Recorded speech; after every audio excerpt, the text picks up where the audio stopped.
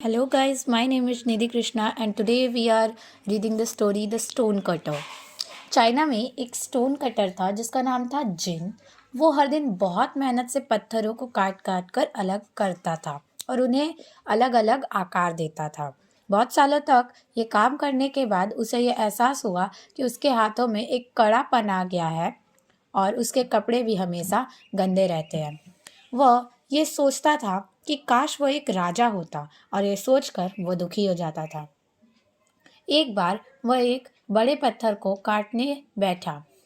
बहुत घंटों तक उसे काटने के बाद उसे नींद आई और वो एक पेड़ की छाया में जाकर सो गया। कुछ देर बाद किसी आदमी के चलने की आवाज़ से वह उठा और उठते ही उसने देखा बहुत सारे सिपाही और नौकरों द्वारा उठाई गई पालकी में एक राजा। यह देख के वह सोचता कि एक राजा कितनी खुशी से अपनी ज़िंदगी बिताता है। अगर मैं एक राजा होता तो मैं कितना खुश होता। जैसे ही उसने ये कहा वह एक राजा बन गया। ये बहुत ही अजीब चीज़ थी, ये बहुत ही अजीब घटना थी उसके लिए कि जैसे ही उसने ये कहा वो एक राजा बन गया। उसने अपने आप को रेशमी कपड़ों और चमकदार गहनों में देखा। उसके हाथ अब नरम हो चुके थे और वह एक आरामदायक पालकी में बैठा हुआ था। मतलब इस स्टोरी से हमें ये समझ में आता है कि ये जो स्टोरी है ये एक स्टोन कटर की है और आखिर में आपको एक बहुत ही अच्छा ट्विस्ट मिलेगा। आगे क्या होता है देखते हैं। वो पालकी के पर्दों से बाहर देख रहा था और सोच रहा था कि एक राजा बनना कितना आसान है। यह लोग तो मेरे लिए ही है। जैसे जैसे राजा की पालकी आगे बढ़ रही थी, गर्मी और बढ़ रही थी। मतलब वो सोच रहा था कि पालकी में बैठे बैठे वो पर्दों से बाहर देखकर बहुत ही खुश हो रहा था और बाहर जितने भी उसके सिपाही खड़े थे उसको देखकर वो यही सोच रहा था कि ये लोग तो बस मेरे ही काम के लिए हैं। वो सारे बस उसके लिए ही है। जैसे जैसे राजा की पालकी बढ़ रही थी, गर्मी और बढ़ रही थी। उसे बहुत ही गर्मी लगने लगी। पालकी में बैठे हुए राजा को बहुत ही गर्मी लगने लगी। उसे बहुत गर्मी लग रही थी और वो सिपाही को रोकने के लिए कहता है। वो सिपाहियों को पालकी रोकने के लिए कहता है, रुकने के लिए कहता है ताकि वो थोड़ी देर आराम कर सके।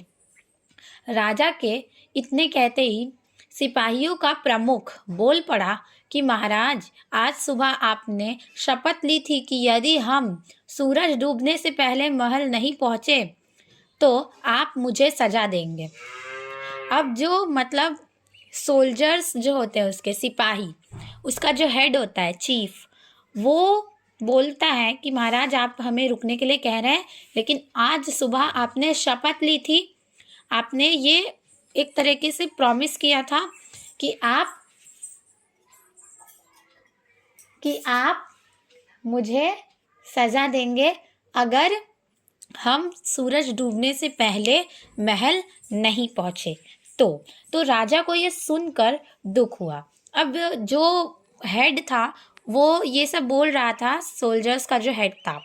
अब राजा को ये सब सुन के बहुत ही दुख होता है और वो सिपाहियों से आगे चलने को कहता है। मतलब वो अब सिपाहियों को कुछ नहीं बोलता कि आप रुक जाओ, वो बस बोलता है कि तुम लोग आगे चलो। जैसे जैसे दोपहर हो रही थी राजा को और गर्मी लग रही थी। मतलब जैसे जैसे ही दोपहर हो रही थी उसे बहुत गर्मी लग रही थी क्योंकि जो सूरज था वो और ज़्यादा चमक रहा था। अब गर्मी फैला रहा था। अब राजा मन में सोचता है कि मैं शक्तिशाली हूँ लेकिन सूरज मुझसे ज़्यादा शक्तिशाली है। काश मैं एक सूरज होता। सूरज होना एक राजा से तो अच्छी ही बात है। और उसके इतना कहते ही वह सूरज बन गया और धरती के ऊपर चमकने लगा। मतलब धरती पे अपनी किरणों से रोशनी फैलाने लगा। वो बहुत ही तेज रोशनी के साथ चमक रहा था। उसकी रोशनी इतनी तेज थी कि जितने भी वहाँ पे खेत थे वो सारे जल गए और जो समुद्र में पानी था वो भाप बनकर एक बहुत बड़ा बादल बन गया, जिसने पूरी धरती को अपने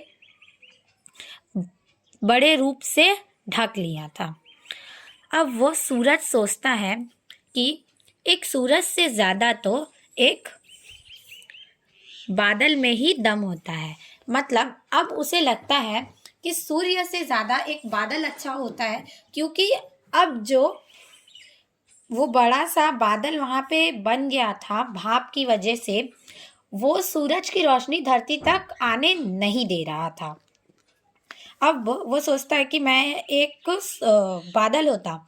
उसके इतना कहते ही वह एक बादल बन गया। दोस्तों, अगर आपको ये स्टोरी अच्छी लगी तो लाइक ज़रूर करें, लेकिन अभी तो मेन सीन बाकी है। चलिए आगे देखते हैं। तो अब उसने अपनी नई पावर, मतलब उसको जब नई शक्ति मिली थी, उसका वो इस्तेमाल करने लगा। अब बादल तो बहुत बड़ा हो गया था, इसलिए वो बरसने लगा। लेकिन वो बादल इतना बड़ा था कि उसके बरसने से पूरे खेतों में, घरों में बाढ़ आ गई और हर चीज़ बह गई सिवाय उस पत्थर के जिसे वह काट रहा था। अब वो बादल, यानी कि वो जो पत्थर काटने वाला था, वो सोचता है कि इससे अच्छा तो मैं एक पत्थर ही होता। लेकिन एक पत्थर से ज़्यादा तो एक स्टोन कटर के पास पावर होती है, क्योंकि वो पत्थर को भी काट देता है। और वो सोचता है कि काश मैं एक स्टोन कटर होता। और उसके इतना कहते ही उसके हाथ वापस कड़े हो गए, उसके हाथों में वापस कड़ापन आ गया और उसने अपने सारे जो टूल्स थे, उसके जितने भी हथियार थे पत्थर काटने वाले, उसको लेके वो बैठ गया काम करने के लिए। और इसी के साथ ये स्टोरी ख़त्म होती है। दोस्तों, इस स्टोरी से हमें ये पता चलता है कि लाइफ में आपको जितनी भी प्रॉब्लम्स दी जा रही हैं, वो आप ही के लिए बनी है। भगवान आपको कभी भी आपसे ज़्यादा नहीं देंगे। आप जितना सह सकते हो, भगवान आपको हमेशा उतना ही देंगे। Okay, bye bye.